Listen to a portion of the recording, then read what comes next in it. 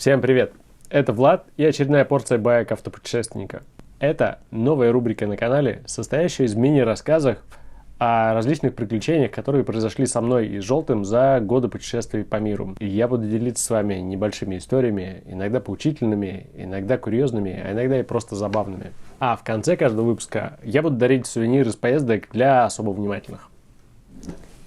Это бронзовая ветвь на поставке из оливкового дерева, привезенная мной из Греции. Олива – символ добрых намерений и процветания. Так пусть же новая рубрика на канале процветает.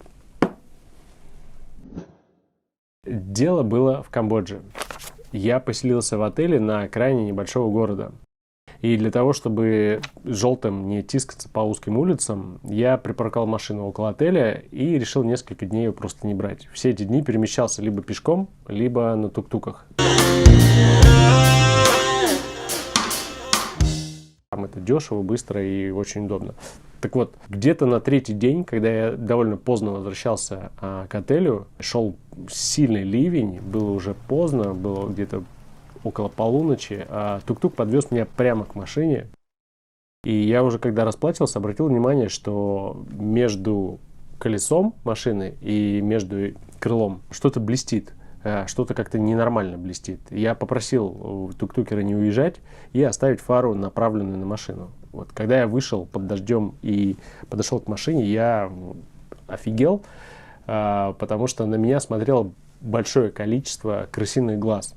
Это мыши или крысы, которые устроили небольшой дом под капотом.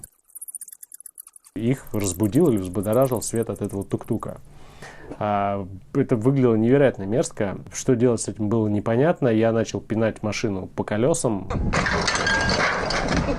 Они начали бежать в разные стороны. Я понял, что это опасно оставлять так машину, потому что слышал где-то, что мыши любят есть проводку в автомобиле. После того, как я постучал несколько раз, решил включить зажигание, потому что знал, что если включить зажигание, у меня начинает крутиться компрессор, накачивать воздух для подкачки колес, для пневмосигнала. Ну и думаю, таким, значит, шумом я их распугаю. Я сел в машину, вставил зажигание, повернул, загудел насос, еще несколько крыс разбежалось. Ну, я думаю, тишина, все как бы.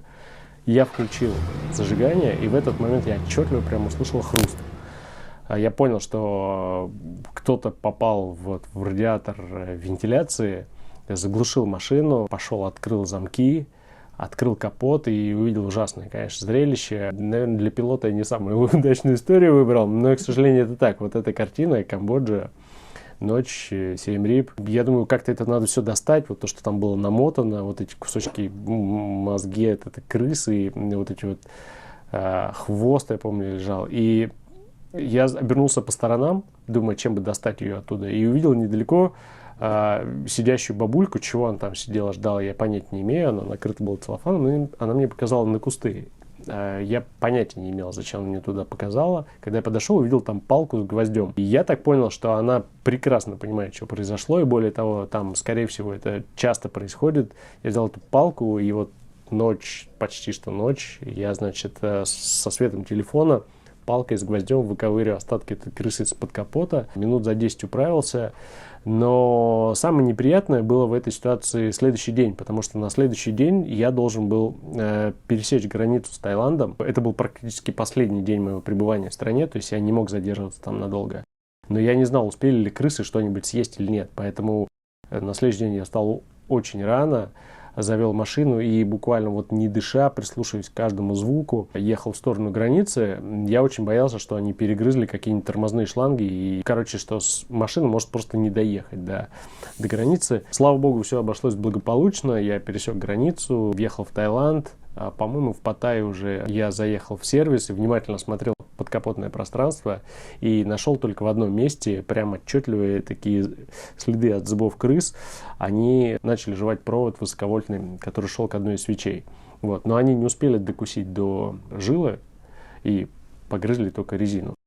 Вот. Поэтому с этим проводом я езжу до сих пор. И, видимо, это семейство там буквально недавно поселилось только. Такая вот история приключилась со мной в Камбодже. А теперь вопрос для особо внимательных. В каком городе происходило это действие? И случайному комментатору, правильно ответившему на этот вопрос, я подарю вот такие многоразовые бамбуковые трубочки для коктейлей, купленные в этом самом городе, с вот таким вот ёршиком для их мойки. Ставь лайки, подписывайся, чтобы не пропустить еще больше интересных историй.